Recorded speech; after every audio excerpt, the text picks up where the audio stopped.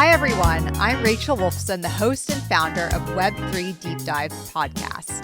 Web3 Deep Dive Podcast focuses on real-world Web3 use cases to help you better understand how Web3 is being applied today and how it may be leveraged in the future. If this sounds interesting, I encourage you to subscribe, like, and share the content that you're seeing today to help spread the word about Web3. I'd also like to take the time to thank Web3 Deep Dive sponsors. Animoca Brands is sponsoring today's episode. As a worldwide industry leader in digital entertainment, blockchain, and digital property rights, Animoca Brands plays a key role in the future growth of Web3 and the open metaverse. With a portfolio of over 450 investments in products like the Sandbox, Phantom Galaxies, Life Beyond, and Mochaverse, Animoca Brands will keep building a better and fairer Web3 ecosystem, bringing true digital property rights to all internet users. I'm so excited for today's guest. Today I'll be speaking with Paul Brody. He's the global blockchain leader for Ernst Young. We're going to be speaking all about his new book, Ethereum for Business, and what Ethereum for Enterprise Adoption means. Let's get straight to today's episode. Thank you so much for having me. Rachel, I was delighted to answer your summons because I don't think anybody has covered blockchain, especially enterprise and public blockchain the way you have. I think, a lot of people read all the press releases for a long time and they just sort of took large companies at their word that like private blockchain was a thing and it was going to work out. And I really feel like you saw through that way before anybody else in the press did. So I will always be grateful. Oh, well, thank you, Paul. That's wonderful. It means a lot to me. And it also means a lot to me that you're joining me here in San Francisco today for Web3 Deep Dive Podcast. Yes. One of my favorite cities. I've been here for 20 years, raised my family here. So, and hopefully the city's had a rough spot. We're hitting bottom before everybody else. I don't think we have unique problems, but I hope we solve them. Yeah, right. And I mean, we were just discussing, it looks like San Francisco is becoming, a bit cleaner. And so it seems like there's a lot of improvements happening. So I'm excited to be back in San Francisco. It's one of my favorite cities also. Awesome. Glad to have you here. Yeah, well, thank you. So let's get started. So Paul, I introduced you as the global blockchain leader at Ernst Young, or EY. Could you just kind of explain what your role is there and talk about what you're doing with EY and blockchain? Yeah, fantastic. So I have a really amazing job at EY. I mean, basically, I joined EY about 8.5 years ago after building the first blockchain at IBM. And to be honest, I went down this blockchain rabbit hole, especially Ethereum. I met Vitalik, and we were working on this Ethereum-related project, which was called Adept, Autonomous Decentralized Peer-to-Peer Telemetry. And it was an IoT blockchain project. And it was tested and deployed by Samsung just as a prototype. But once I'd gotten down this path, I was like, wow, this is what I want to do. This is transformational. It's where I want to go and spend a big chunk of my time, really make my job around this. And at the time, IBM just wasn't enthusiastic about that. So I started looking for a new place to do this. And EY was starting to get into the blockchain space, especially with cryptocurrency-related audit clients. So they're like, well, we need technical skills. I went on to EY, and within about 6 months, I persuaded EY that crypto and blockchain are not just interesting things that we should understand a bit about. They're transformational things. They will transform all business, and we need to make it a proper part of our business. And that's how I kind of got started and got into this role. Mm-hmm. Right. So blockchain is a part of all businesses, is kind of what you're saying. It's going to revolutionize. If you were to boil everything down that I sort of believe to one sentence, it would be this. I believe that blockchains will do for networks of enterprises what ERP did inside the enterprise. Mm-hmm. Now, let me unpack that a little bit because there's a whole bunch of things there. So ERP, for those people who don't know, enterprise resource planning, it was the thing that basically large companies spent most of the 90s and the first part of this century, first decade of this century implementing. And it's the stuff that sort of stitches everything inside of a company together, right? It's when if you go to a supermarket and you pull some food off the shelf, it registers in the sales system that you got money, but also it says the inventory is now down 1 and I maybe need to reorder more. It's this thing that makes across an enterprise common process, common data, and integration. All that cool stuff that enterprises spent about 20 years implementing, it like falls apart instantly the minute you leave the enterprise. So inside the enterprise, common process, common data, standardization. Outside the enterprise, they're still like faxing each other. Their email. My favorite is when people email each other a PDF. That's not digital integration. And what I realized is blockchain is the tool that will knit all these business ecosystems together, and it will do it without, because it's public and decentralized, it will do it without favoring one company over another. So it will be a fair, safe, and secure system for that transformation. Mm-hmm. Okay. So blockchain will knit all of these ecosystems together. Yeah. Let's back up a little bit just because I want our listeners to understand how blockchain can be used for enterprises. So maybe give us a real world example, maybe even explain blockchain a little bit more because, you know, it's a term, it's a buzzword, but what is blockchain technology? Yeah, so great questions, which I love answering. So let's take it from the standpoint of a typical business problem, right? Basically, all business relationships pretty much boil down to I have money and you have stuff, and I would like to exchange my money for your stuff. Now, in financial markets, the my money for your stuff is just a swap, right? There's no detailed contracts or anything. If you buy stock on Wall Street, there's a market price. You pay the market price, you get the stock. It's very simple. That's a swap.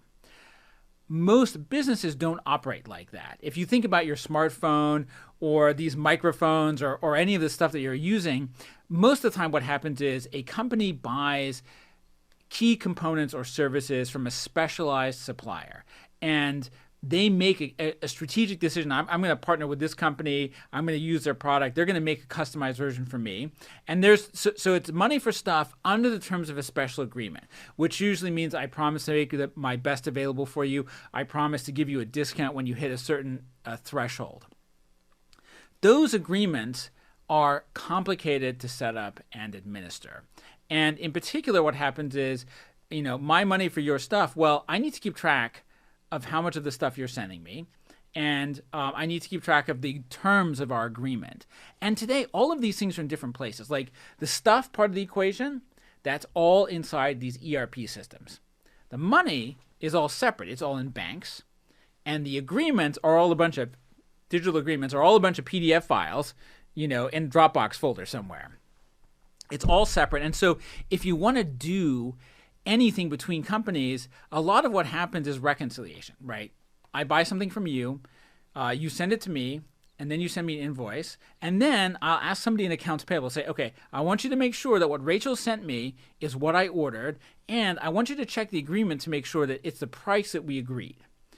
All of that is very complicated. On a blockchain, I can turn those things into all digital parts. So the money and the stuff can be represented as digital tokens. And the agreement can be represented as a smart contract. And then these things can sort of automatically keep track of themselves. Mm-hmm. So when you send me an invoice, the smart contract looks at it and says, I know how much Rachel's given me. I know what we agreed to. I know how much you've already paid. And this is how much she's owed. And then it's done automatically. And that's really transformational. And blockchains provide this very simple mechanism with tokens and smart contracts and wallets for us to represent all the really important parts of the business relationship. Mm-hmm. Right. That's a good way of breaking it down, especially for people who are already familiar with blockchain. So basically, a company can tokenize assets, put that digital token on a blockchain network, and then everything is kind of transparent and automated from there. Yes, mostly that's true. So there's a couple of really good, I always tell people there's 3 things to know about blockchains, and there's 3 components that we talked about. So the 3 components that we talked about are tokens, smart contracts, and wallets. Wallets kind of a company's account. A token is the item of value, whether it's money or stuff, mm-hmm. and the wallet is and the smart contract are the business terms that we agree to. Okay. Blockchains themselves have 3 kind of underlying functions that are worth understanding. The first is this concept of the distributed ledger. So every financial system has a ledger, right? It's just a list of all the stuff that goes in it. What's special about blockchains is it's often called a distributed ledger because everybody gets a copy. So if you take something like Ethereum or Bitcoin, there are literally 10,000 or more full copies of each of these ledgers all around the world. Everyone's got their own copy. Well, that's kind of cool, actually, because it makes fraud really hard. Like, I can tamper with my version of the ledger, but now I'm kind of visibly out of step with everybody else. So when people say blockchains are tamper-proof, that's what they're talking about. It's really impractical to cheat when everybody's got 10,000 copies. That's one thing, is a distributed ledger. The second key concept, and this is where blockchains are so different from every other system that sort of human beings have built in the past, is, and you don't hear this term as much these days, but the programmable ledger, right? Blockchains contain not just little entries as ledgers. They don't just contain little entries of like who gave what to whom and from and to. That we can also put business agreements and rules in them. And this is what makes them programmable. And this is why we can do cool stuff like not just have money as a token, but we can basically treat inventory, assets, services, hours, anything you want, we can sort of treat almost like money. And so it's the programmable ledger. And then the third thing is this mechanism we have for getting everybody to agree, because it's no good if my copy of the ledger is completely different than yours. And that's called the consensus algorithm. And it's basically a set of tools, and they come in various flavors, but basically it's how we agree. It's a set of mathematical tools that make sure that over time, my copy of the ledger looks exactly like yours. And if for whatever reason I end up with a slightly different version, I get corrected so that everybody has an absolutely identical copy.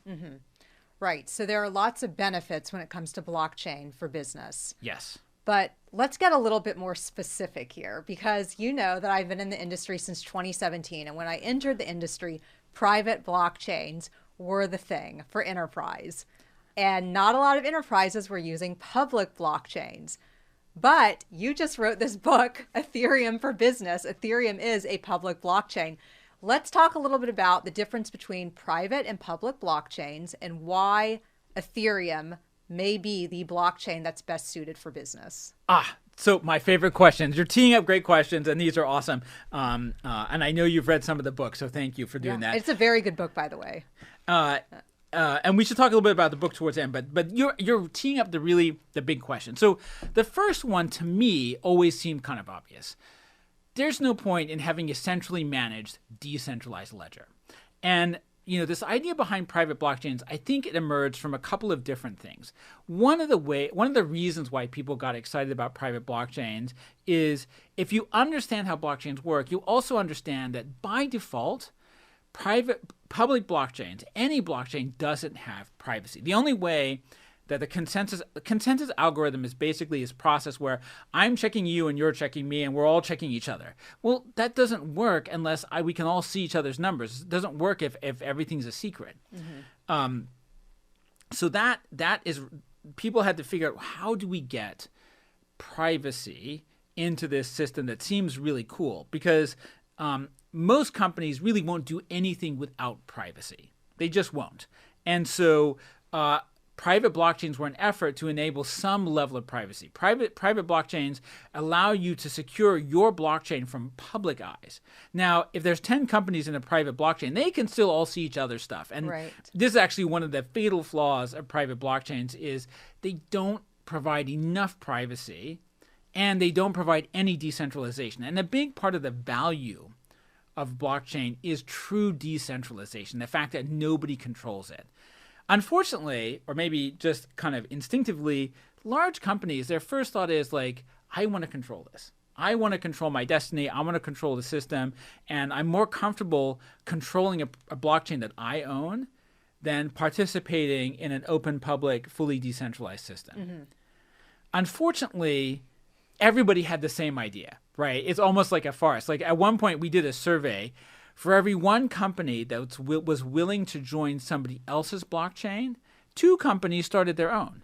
That's not a recipe for any kind of like critical mass or adoption or anything. So in the end, private blockchains don't work, A, because they don't really solve the privacy problem, and B, nobody really wants to join somebody else's private blockchain. And almost every private blockchain effort has basically flopped. Mm-hmm.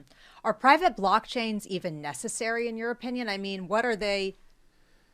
I guess if 10 people are joining this private blockchain network, what are they achieving versus the other option, I guess? This is the other thing I really have a hard time wrapping my head around. Like, if the 10 companies here could all agree to get some third party to run a private blockchain for them, they could also just get a third party to run a server for them. And by the way, whatever you can do on a server, whatever you can do in a blockchain, you can do much better, faster, and cheaper in a centralized system. The only thing that blockchain is really, really essential for, that it's visionary and valuable for, is decentralization. That's the only real, I think, fundamental value proposition.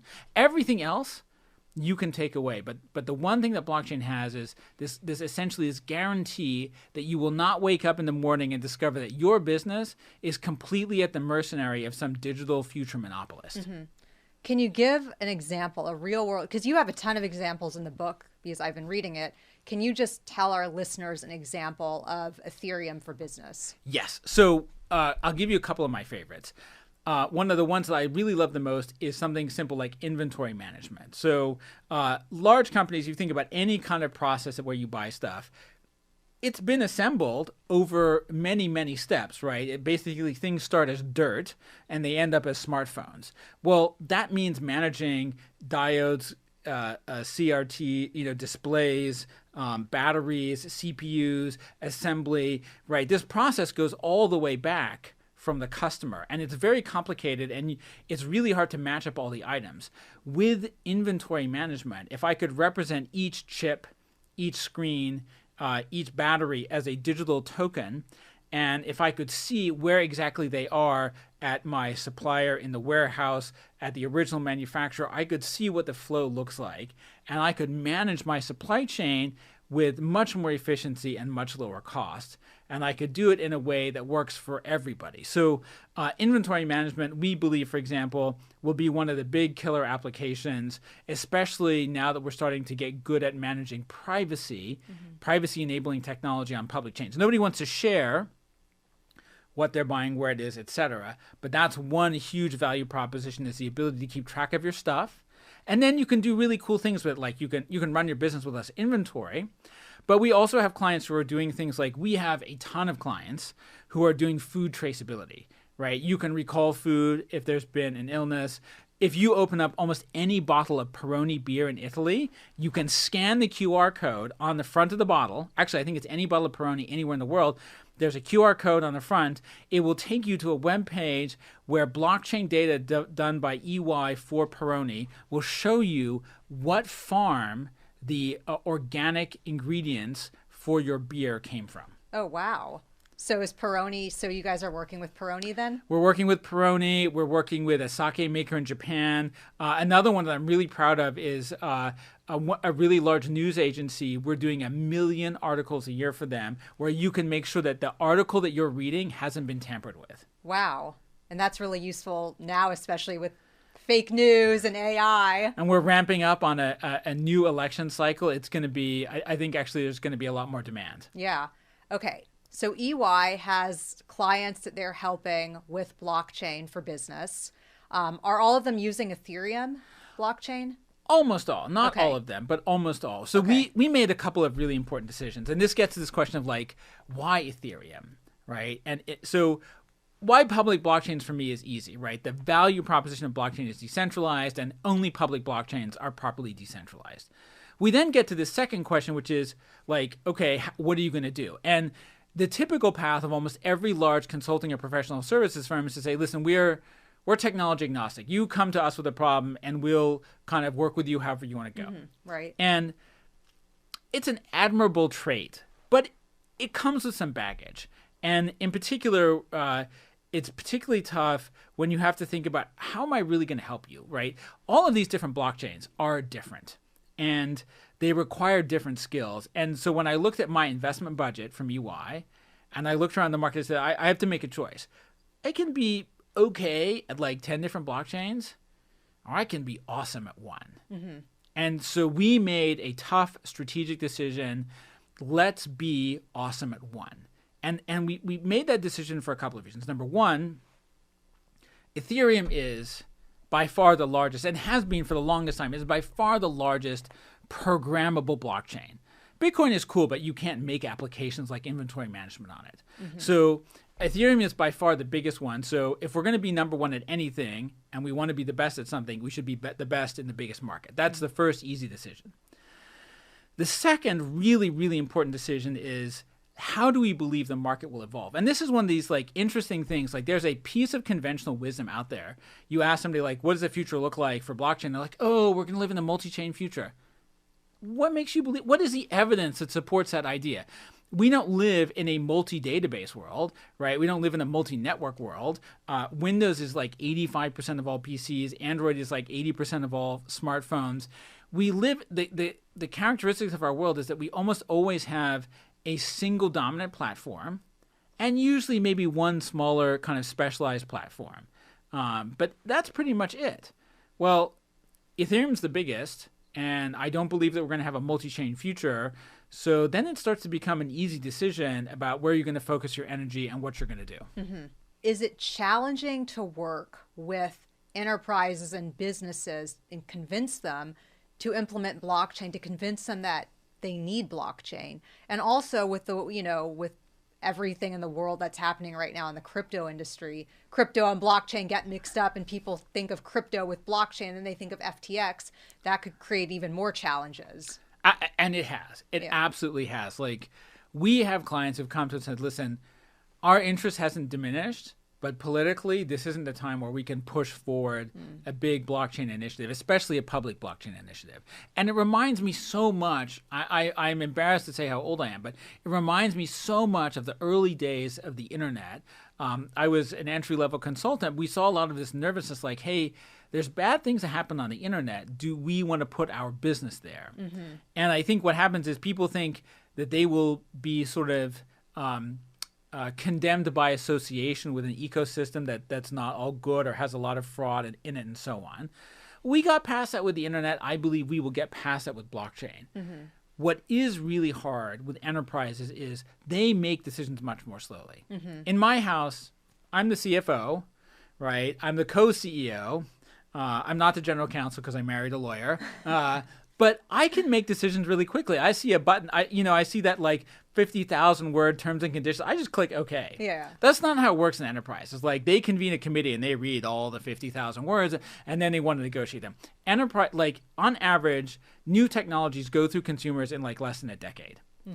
Enterprises, it takes 20, 25, sometimes 30 years to go through a whole tech cycle. We're still using, just to give a sense, large companies, the people who make your smartphone, they're still running their supply chain, a big chunk of it, with a technology. So I was personally involved in the implementation of the planning software in the mid-90s, okay, which, again, scarily dates me. And they, in the mid-90s and still today, are using a business-to-business messaging technology called EDI that dates from the early 1970s. Oh, wow. I mean, the age of the infrastructure in large enterprises is really, really long. Now, that means, if you're paying attention, it's a gold mine forever, right? But it also makes time. It takes so much time to get companies in these cycles because they don't replace stuff just because it's new and shiny. They replace stuff because there's an ROI, and probably the thing that's doing it now is hopelessly broken. Got it. So is it safe to say that companies that are entering the blockchain space now are still very early, but they may get ahead in the end for being an early adopter? Yes, I think there's two or three kinds of payoff, right? And again, I'm a huge fan of the history of technology. Maybe it's because I've lived through plenty of it, but I believe there's so many lessons to be learned. And go back to Web 2, right? We didn't have quite the growth in Web 2 that we thought we were going to have. It took a couple of decades for Web 2 to get where we thought it would take, like in like 5 years. That's normal. It takes a lot of time for enterprises to grow, and grow into things and make changes. Think about like the early days of e-commerce. It was easy to set up a website, but believe it or not, and you could even order things online, but most companies' online catalogs didn't have photos, the whole infrastructure system, warehousing, shipping, everything, it was literally easier to order a pallet of something like, a cargo truck full than it was to order a single unit, right? The whole infrastructure had to be sort of adjusted over time to scale up to support e-commerce. Same thing happening now with blockchain. So for the companies that are going to get in early, there's absolutely payoff. We have such great data. Like for the work we did with Microsoft, 99% reduction in cycle time, 40% reduction in cost, right? Blockchains work well for enterprises. But more importantly, think about the big companies that were successful early on in their transition to Web 2, that started to put their catalogs online and things like that. The winners early in a digital market ecosystem are astonishingly hard to dislodge, like really, really hard, right? Think about where, if you bought a copy of this book, and I hope you did, not you because I brought you on, but imagine you buy a copy of this book. You know which online retailer you bought it from. That's been the biggest online retailer for books for like 25 years. Right. So you can't tell me that no one's figured out potentially a better way to do it in 25 years. But what's remarkable is how incredibly well entrenched early market leaders can become, and how bad large companies are, especially at understanding the size of the opportunity that's at stake. Got it. I want to shift gears a little bit because you said something interesting previously that I wanted to ask you about. You said that it's possible to, or you said something like this, include privacy within public blockchains. And I know EY is doing a lot to implement solutions there. So I want you to talk a little bit about what those solutions are and how that works. Yeah, so this is such an important topic, because if there is a single thing that's holding back the world from doing more business on Ethereum, it's a lack of privacy. And foundationally, right, blockchains depend on everybody checking each other. So conceptually, privacy is fundamentally adverse to that. In order to make that work, we basically have to do a bunch of like fancy math to make it possible for a blockchain to have some level of privacy. And effectively what happens is you use a type of math called a zero knowledge proof. And these break my brain. And honestly, like, I used to think I was good at math. It turns out not even remotely close to good enough. But zero knowledge proofs are really incredible, because what they do is they say, I'm not going to show you the actual data, but I'm going to show you a mathematical proof that what I'm saying is true, so that you don't have to just sort of trust me. Now, I can't explain to you in detail how this works, but I can give you one example, which I think is always amazing. Let's say that you are colorblind. So if I have a red ball and a green ball, I should buy a red ball and green ball so I can do this for real. But let's have a red ball and a green ball, and you say you're colorblind. They look exactly the same to you. So I will prove that these are different. I'll give them to you, and what is it? You put them behind your back, and you can either swap them around or not. And every time you do that, you'll come back and I'll tell you, oh, you swapped the balls, or you didn't swap the balls, right? The green's on the right and the blue, the red's on the left. And after you do that 2 or 3 times, I will have statistically proven to you that, in fact, these are 2 different color balls. Even though you can't see the difference because you're colorblind, I can see the difference. So I've proven to you something that's true. And what's amazing about this is when we're done, you will know I'm telling the truth. You still won't know which one's red and which one's green.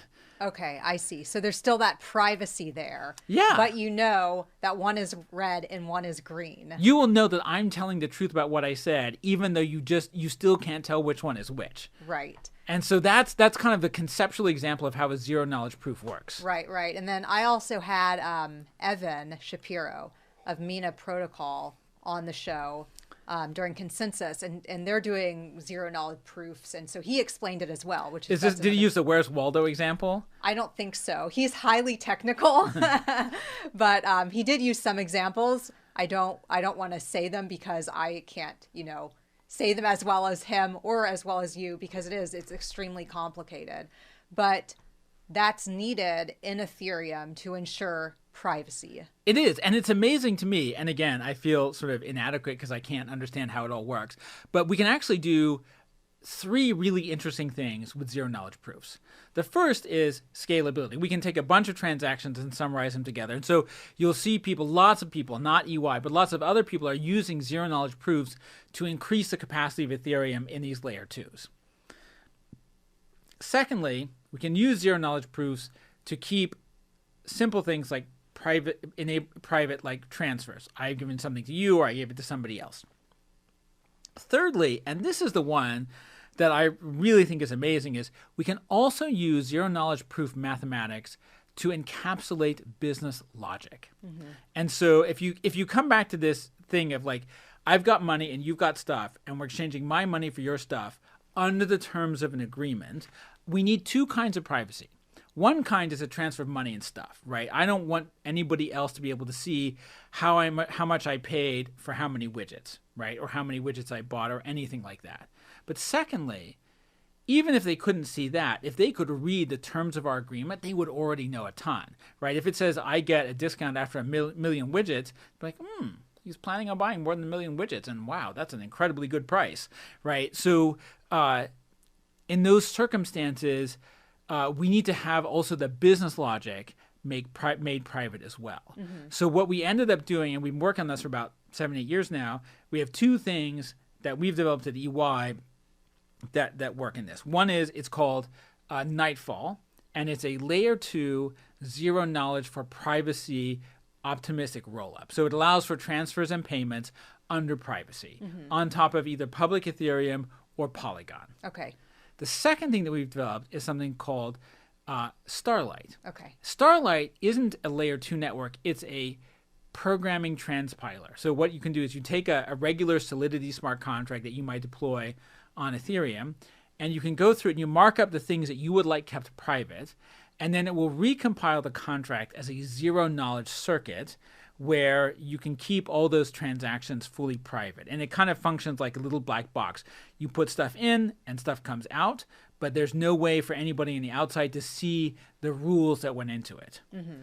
And then the next step is for us to tie a Starlight contract together with a Nightfall transaction so that you can have private business logic that's encapsulated just between you and me, but all the transfers and payments can happen in this big privacy pool where I can take a widget from one supplier and a widget from another supplier, which might be governed by two separate business agreements, and then tie them together into a new product, which I in turn sell to somebody else. Mm-hmm.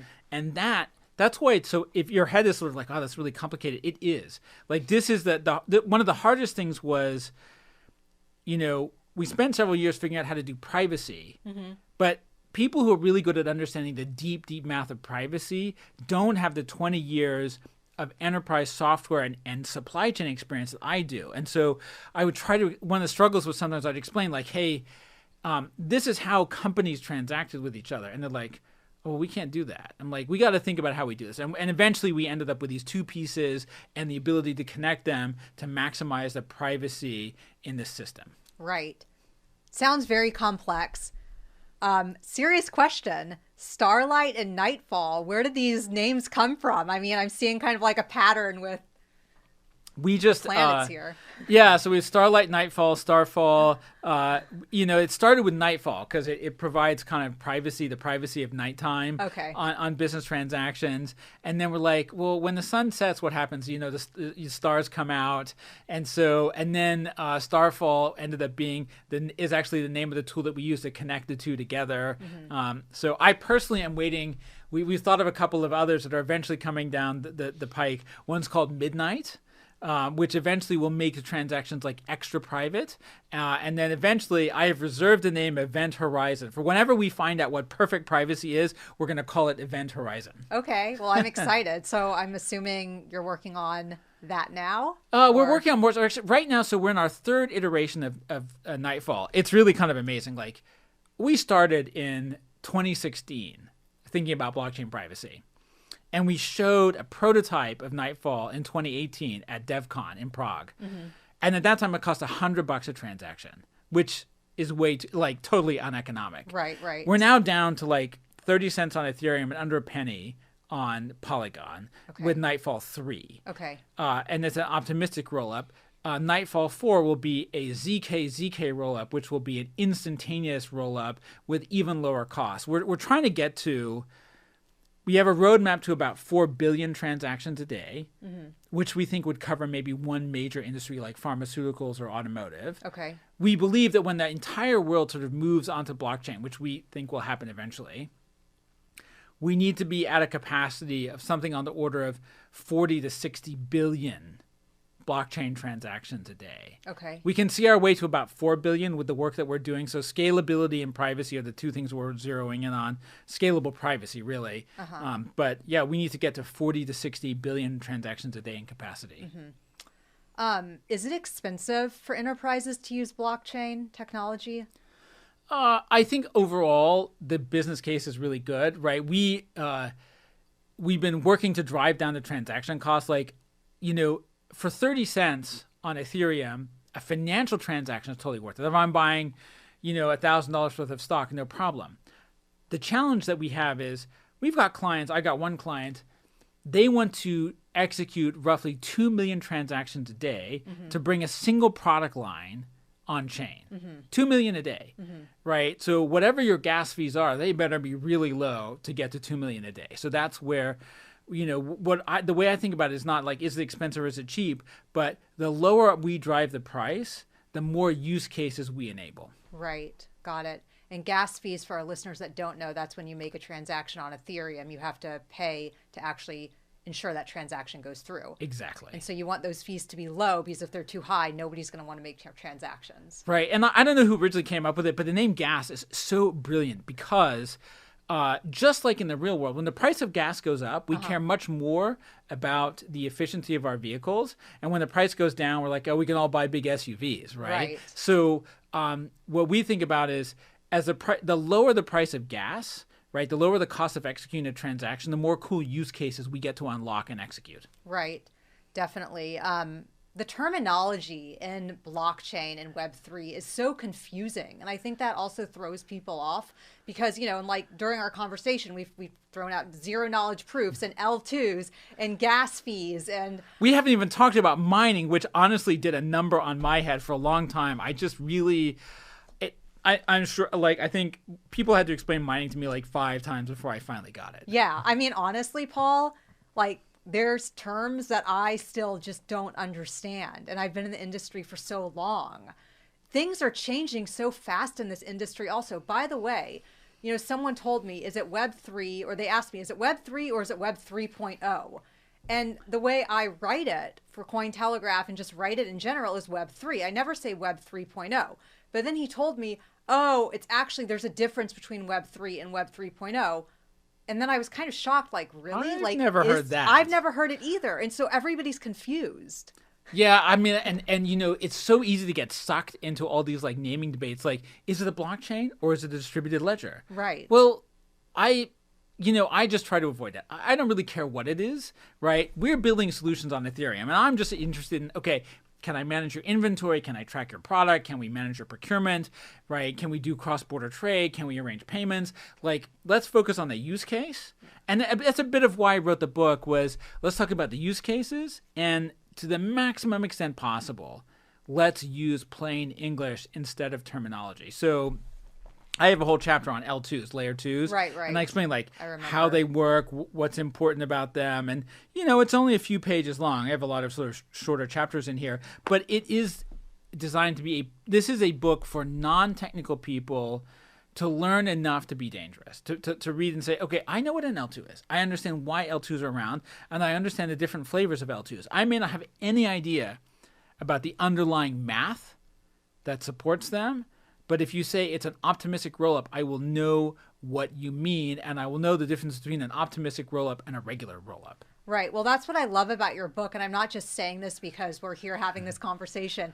It's really easy to read and to understand. And I'm not technical. And so for me, reading this book is just, honestly, I was in a swimming pool in Dallas a few weeks ago, just reading your book. It's like a pool read. Ethereum for Business is a pool read. That's going to be the pull quote from the podcast. And it is intended to be an easy read.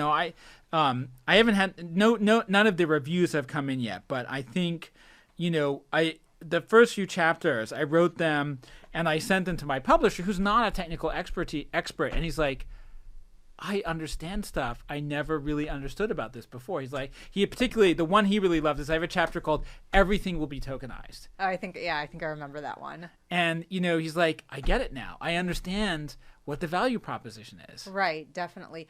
What else should we know about the book? What was your favorite chapter? How long did it take you to write the book? Why did you write the book? Like, just random questions. Yeah. So I wrote this book. I mean, I've been explaining Ethereum to people for a long time. So in many ways, this is the compendium of all of my explanations, right? All of the things last year was kind of an interesting story. What happened is a big famous publishing company came to me and said, hey, we would love for you to write a book on Ethereum. And I said, that sounds awesome. I kind of I didn't realize that I wanted to do this, but I think I do. It would be great. They sent me the contract and I was like, oh, holy cow, right? This is insane. This contract is completely unreasonable. And I was like, can we negotiate? And they're like, no, we don't negotiate. I was kind of bummed. Mm-hmm. And, I gotten excited and then I was like, I can't sign. I don't even want to, it's a joke when I say they were going to take the film rights, but they were going to take everything. And I was kind of bummed, and I called this lady I know. She's absolutely brilliant. You should have her on your podcast sometime. Professor Mary Lassity at the University of Arkansas. I don't think there's been anybody in academia who's been working on enterprise blockchain for longer than her. And this lady, wow. She knocks out a book a year. Oh my gosh. So I called Mary and like Professor Lassity, I'm kind of bummed. I didn't really realize that I wanted to do this, but I kind of do. So if I want to actually write a book, how would I do that? Uh-huh. And she's like, oh, the Walton Business School at the University of Arkansas will publish your book, right? Oh, awesome. She's like, I've worked with you for a while. I think you might know what you're talking about. So the book is published by Epic Books, which is part of the University of Arkansas, and they're specifically kind of an imprint of the Sam Walton Business School. And Professor Lassity there runs an incredibly top-notch program. So they're like, yeah, you can do this, and I get to keep the copyright. I have the film rights. I don't yet know who wants to make a film out of this. And I have set it up so that all the profits from the book go to Gitcoin. So So that's a little bit of the backstory of the book. The book comes in, it's got 3 sections to it. The first is, how does Ethereum work? Plain English explanation, smart contracts, wallets, tokens, distributed ledger, etc. Second section is about, I counted it the other day, it's 17 specific use cases. Payments, carbon tokenization, inventory, procurement. If you're a business person, you're like, can I do this? It's in here, right? And then the third section is what I'd call the advanced topics. And this is things like tokenomics. People are always generating these bizarre economic models. How do you think about them? Or how do I try to think about them? And it's not a perfect explanation. Audits. We're an audit firm. And this, by the way, is definitely not an audit textbook. But so much stuff in this industry, people are running around I'm audited by. You are not. What you're calling it, so much of what people are calling audited, verified, etc. None of those things, right? And then a little bit on carbon footprint. Mm-hmm. Why would anybody do a private blockchain? Is there ever a good reason for doing it? Spoiler alert, the answer is no. Proof of work, proof of stake, mining, what's the big deal? Defining that. Defining it, what it is, how it works, what the difference is. So, hopefully people love it. I really enjoyed writing it. It took me about 4 months. Wow. That's not so long. No, it's pretty fast. That's good. It's one of those things everybody will recognize as pattern. Slow, fast, slow. So the first 3 chapters, really agonizingly slow. And I sent them to my publisher, and I had no idea what to expect. He came back, he's like, yeah, these are great. Uh-huh. You can definitely do this. So then, the next 20 chapters, fast. Once you get confidence, and then there's a slow part, which is when you come back, you have to clean things up. You got everybody that you talk about, every single company, every case example in this book. I sent the draft of the case example to the company in question, right? Or one of my favorites is I talk a little bit about MakerDAO. Okay, right. So I posted my draft of the discussion of MakerDAO in the MakerDAO forums and got mountain of comments, right? Smart comments, interesting comments, right? By the way, huge testament to the quality of the MakerDAO community, right? But there's all the fact checking, verification, et cetera, to try to do a proper job of that. And that was kind of the slow, hard part. Right. I know all about that. Writing articles, you've got to fact check. Yeah. Yeah. I mean, I know it's so old-fashioned. We're a couple of old-fashioned fact-checking articles. How silly of us. We want to be accurate, Paul. We don't want to, lead people on this wrong path of blockchain. And the book I love it because you do have that accuracy in it. And like I said, for me, it's a pool read. Really, I was just at the pool reading the book because it's so easy to read. It's not complicated at all. Ethereum for Business is an easy read. You make it easy. Thank you. And by the way, I want to say that is an especially valuable compliment because it comes from somebody whose profession is writing. I'm not a professional writer, so that is really high praise, and I thank you for that. Yeah. There's one other thing I want to talk about. I was thinking about this over the weekend. I was reading the book, and I was like, you know what? I wonder what people are going to say when they first start putting in their reviews on various websites about the book. And I feel like one of the things they're going to definitely say is, Paul, you said this book isn't an advertisement for EY, but right. 3/4 of the examples in here, maybe more, are from EY. Are you being disingenuous? And the answer is no. And I thought about this and I realized EY is basically at this time, we're the only firm that's actually building software to do business on public Ethereum. Mm-hmm. And because this book is about Ethereum, not blockchains in general or private blockchains, right? We needed real Ethereum examples. I really hope that in time for the second edition, I will have more non-EY examples. Mm-hmm. But I also kind of hope that our competition doesn't really figure this out until it's much too late for them. So, maybe we won't. Yeah. Well, we have to wait and see. I do think that Web3 and blockchain technology is becoming more advanced and more mature. We've been in the industry for a while and we've seen the space mature, and we're only going to continue to see the space mature. So people are going to jump on that and they're going to start learning about it. But obviously EY is leading the way. So that's great. I hope we will stay that way. I hope, 20 years from now, people will think about all those private blockchains the way we now talk about pets.com. Do you remember pets.com? Do you remember cosmo.com? Right? People are going to be like, oh, do you remember private blockchains? Do you remember that was a huge phase? And they'll be like, yeah, thank goodness EY is the biggest player in the business now. Right. That's my fantasy in 10 years. Nice. Well, thank you for sharing, Paul. We're going to wrap things up because we're running low on time. And I mean, we could talk forever because there are so many questions I want to ask you, but we can do a follow-up interview. That would be delightful. Yeah. So if our audience, our listeners want to get in touch with you, how do they do that? So blockchain.ey.com is the official EY website for blockchain. There's a contact us form there. I'm at pbrody on Twitter, and I'm paul.brody@ey.com at work. Great. And then if they want to buy your book, is it on pretty Amazon? much anywhere books are sold. Walmart.com, cool. Amazon.com.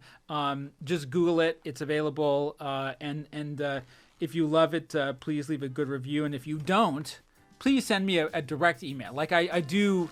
I want the publisher already told me that there's going to be a second edition. So whatever we do, we would like to improve it. Cool. Thanks so much, Paul. Thank you. Thank you.